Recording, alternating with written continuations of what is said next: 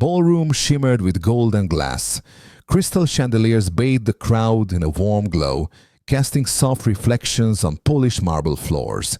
Champagne flutes clinked, laughter sparkled in the air, and the rich moved like constellations, clad in couture gowns, silk tuxedos, and diamond watches that whispered of old money. No one noticed the woman in the corner, bent over a mop, her uniform of faded blue against the opulence. Monica moved quietly, methodically, wiping away spilled wine and forgotten footprints. Her presence was invisible, until a tall man in a custom Italian suit stopped in front of her. "Monica," he said, eyes wide, extending a hand. "I didn't think you'd come." Monica froze, mop in hand, heart pounding. He was a millionaire, a guest, someone important. She wasn't, or was she? The Ruismore Hotel's grand ballroom gleamed like something from a dream. Chandeliers dripped with crystal, casting intricate patterns on the arched ceiling. Velvet-draped tables sparkled with silver cutlery and hand-blown glassware. Outside, valets in black suits whisked away Bentleys and Lamborghinis under the glow of antique street lamps. Inside, a champagne fountain bubbled in the center of the room, surrounded by platters of caviar and exotic fruit carved into roses. The scent of gardenias and expensive perfume filled the air. The guests arrived in waves. Men in hand-tailored suits, women in gowns that shimmered like water, their laughter light and effortless. Then came Monica. She stepped through the service entrance at 3:47 p.m., well before guests arrived. Her cleaning uniform was freshly laundered, though the fabric had faded at the elbows. Her sneakers squeaked faintly against the glossy floor. She approached the staff check-in, where a tall security guard gave her a long, skeptical look. "Ma'am, this entrance is for staff only," he said, blocking her path. "I am staff," she replied calmly, holding up her ID badge. The event coordinator waved from behind the clipboard. "She's with us. Floor detail. Let her through." Monica nodded her thanks and walked in without fuss. As the evening unfolded, her quiet presence faded into the background. She moved between tables, picking up stray napkins, wiping away spills, and adjusting crooked chairs. Guests brushed past her like she was furniture. No one looked her in the eye. She was used to that. What mattered was doing the job right, keeping her dignity intact. And for Monica, that meant blending in so completely she became part of the architecture, unseen, unheard, but always there. Monica was on her knees, carefully blotting a dark patch of spilled red wine from the base of a velvet-covered chair. The ballroom swirled around her, gowns rustling like whispers, heels clicking across marble, violins playing softly in the distance. She had just finished sopping up the last drop when a sudden hush fell over the room. Unaware, she adjusted her bucket and began to stand until a pair of polished shoes stopped just inches from her face. "Monica?" The voice was warm, surprised. She looked up. A man in a charcoal suit, crisp white shirt, and no tie stood before her, smiling like he'd just found a long-lost friend. David Langston, billionaire CEO of Langston Industries. The name that had been printed on every invite, the man funding the entire night. He extended his hand. "I can't believe you came," he said, beaming. "I hoped I'd see you again after the Green Horizons Gala last spring." Monica blinked, frozen halfway between kneeling and standing. "Excuse me?" she said softly. "I knew it," David chuckled. "You've got the same presence, humble but strong. I couldn't forget that." "And this?" He gestured vaguely at her uniform. A bold statement, so few people dared to dress differently in these rooms. Monica opened her mouth to explain, but before she could, the whispers started. Waiters stopped mid-step. Guests turned their heads, craning to see. Murmurs darted across the room like sparks. Why is he talking to her? Who is she? Monica felt every eye on her. Her cheeks burned. Still crouching slightly, she finally stood up, clutching her cleaning cloth like armor. David didn't seem to notice the tension. He was still smiling, still caught in the illusion. "You look exactly the same," he said, calm in the chaos. She stared at him, stunned. This wasn't pity. This wasn't mockery. It was genuine. And for the first time in a long while, Monica didn't feel invisible. She felt seen, even if for the wrong reasons. Just as Monica and David were settling into a quiet rhythm, a sharp voice cut through the conversation. "Excuse me, David," said a woman in a glittering silver dress, her tone lined with amusement. "Do you know who you're talking to?" David blinked. "I believe I do." The woman leaned in slightly, lowering her voice but not enough to avoid the nearby ears. "That's the janitor. She was mopping the floors 10 minutes ago." A few nearby guests chuckled, while others craned their necks to watch. David turned to Monica, confused. "Is that true?" Monica felt the heat rising to her face. She stood slowly, placing her hands together, composed but shaken. "Yes, sir. I'm just working tonight. I was hired as part of the cleaning crew." The silence that followed was heavy. A few guests exchanged smirks.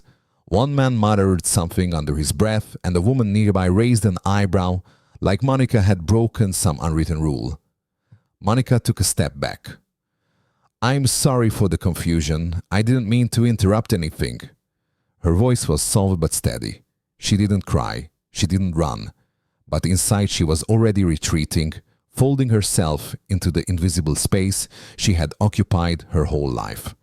David looked from Monica to the other guest, then back at Monica. The magic of the moment had broken, and yet something in David's face changed, not in disappointment, but in realization. He saw her clearly now, and he wasn't turning away. As the night wound down and the last guest trickled out, David approached Monica quietly, away from the crowd. "Can I ask you something?" he said. "Have you ever thought about running your own business?" Monica blinked. "A business?" David nodded. "You've got leadership, intuition, grit. That's rarer than you think." Monica hesitated, then smiled gently. "I've thought about it, yes. A small cleaning company, my own team. I'd hire women like me, single moms, hard workers who just need someone to believe in them." David reached into his jacket and pulled out a sleek business card. "Let's talk this week." Monica took the card, still unsure whether to believe what was happening. People made promises all the time, especially rich people. But this time felt different. She held the card carefully, like it was a seed. Something had been planted that night, and maybe, just maybe, it would grow.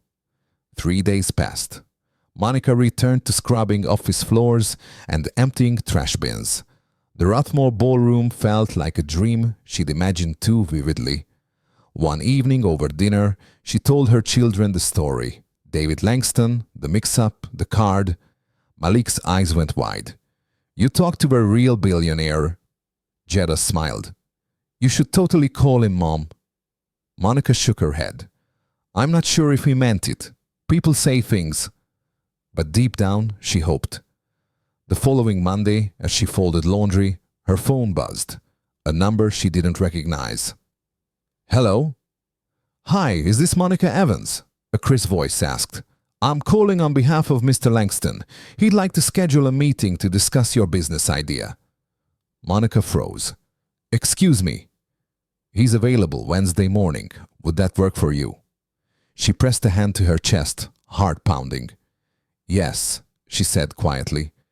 Yes, it would. The Langston Industries office tower stretched into the clouds, sleek and glossy, nothing like the world Monica came from. She sat across from David in a sunlit conference room, still in disbelief. "I meant what I said," David began. "You have something special. I'd like to invest in your business. Startup capital, mentorship, legal support, everything you need to get going." Tears welled in Monica's eyes. "Why me?" "Because the world needs more people like you at the top." With David's backing, Monica launched Shine Bright Cleaning Services, focused on employing single mothers, women re-entering the workforce, and anyone often overlooked. She trained her team not just in cleaning, but in self-worth, communication, and leadership. Within months, her company grew. Clients lined up. Referrals poured in. One afternoon, a local magazine featured her on the cover. But more than the money or headlines, Monica found something deeper: purpose, dignity, hope, and the power to change lives, starting with her own. Years later, as Monica walked past a shine-bright team wiping down windows, she smiled. She thought of that night, the glittering ballroom, the spilled wine, the voice that mistook her for someone she wasn't, and ended up seeing her more clearly than anyone ever had. "You never know who's watching," she told her kids, "even when you're on your knees, cleaning the floor." She told them that kindness wasn't a weakness, and hard work didn't go unnoticed forever.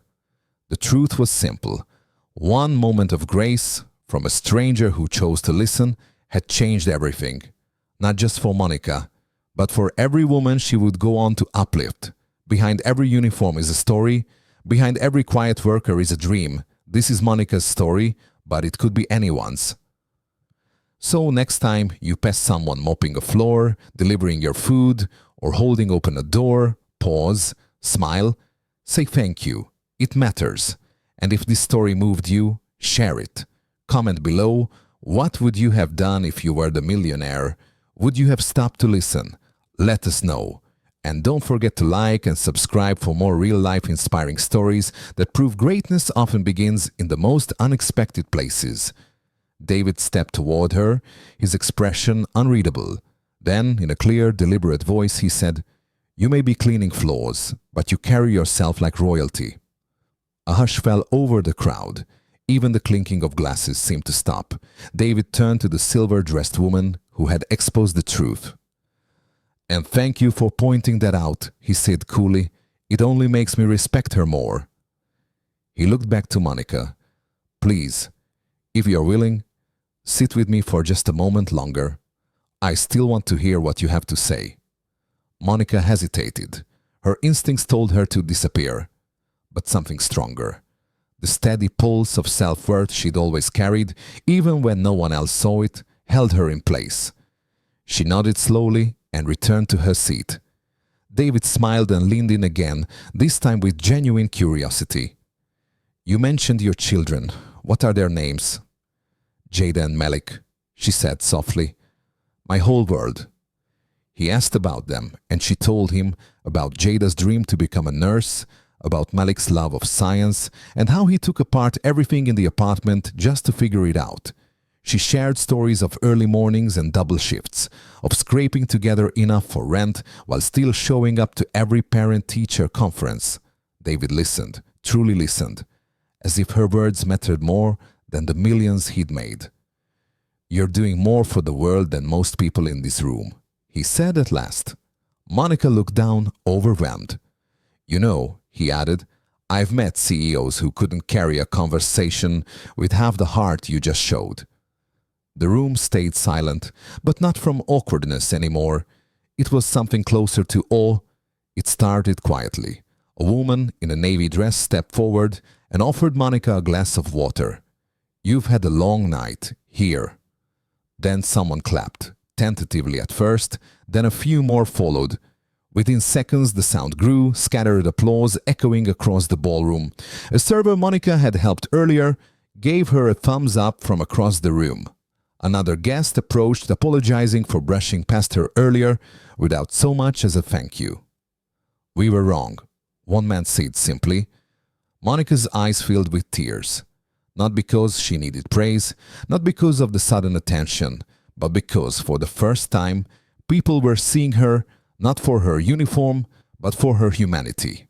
She wiped at her eyes, smiling through the overwhelm. This wasn't the kind of recognition she had ever expected, but it was the kind that mattered. David gestured toward an empty chair near one of the side tables. "Do you mind sitting for a moment? I'd love to talk." Monica hesitated, glancing at her cleaning supplies, then back at him. She should have corrected him. She should have walked away. Instead, she sat.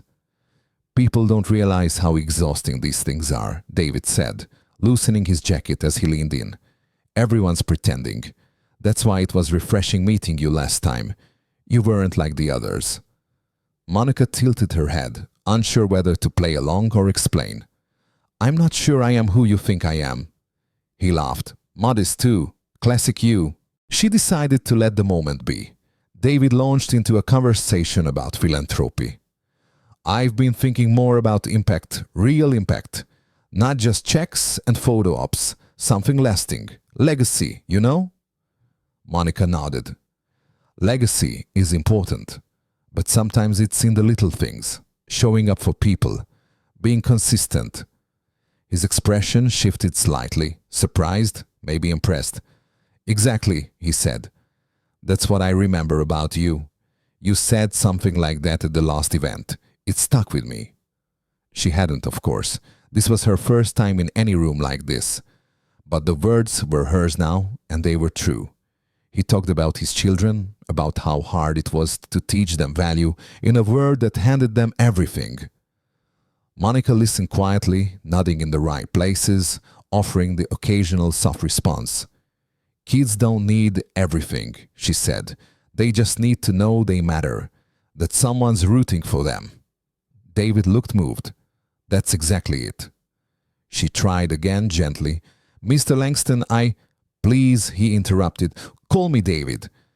She closed her mouth. There was no point in fighting the moment. He wasn't mocking her. He wasn't playing a game. He simply didn't know. So Monica stayed. She didn't pretend to be anyone else, but she also didn't correct him.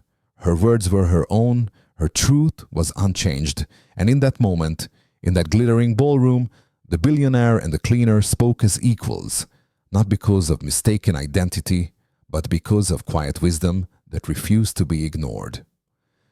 Near the back corridor, Monica noticed a young server struggling with a tray of hors d'oeuvres. His hands shook slightly as he tried to steady the weight, and a few of the skewered bites slid dangerously close to the edge.